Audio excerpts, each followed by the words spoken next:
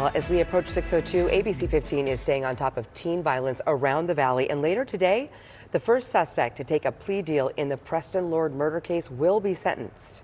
William Owen Hines could face more than 20 years behind bars. ABC 15's Adam Inser has been reading through new court documents overnight for us filed by the prosecution. And Adam, it looks like this is what they're going to bring up later on today during that sentencing.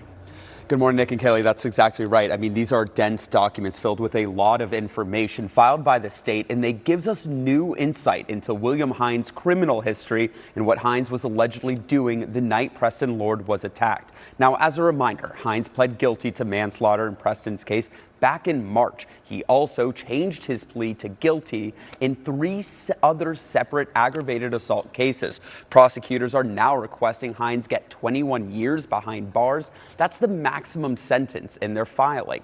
Prosecutors wrote about Hines' history of alcohol consumption in that filing, including photos in those court records of Hines appearing with a vodka bottle. You can see that on your screen behind the wheel of a car. Prosecutors say those photos were taken just after Preston was attacked. At a hearing back in March, Hines told the court he's sober and apologized to Preston's family.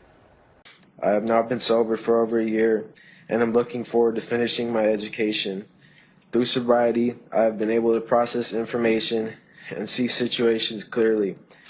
Being in jail, things can be very tempting, but through perseverance, I've been able to not be impulsive and think before I act and when I make decisions.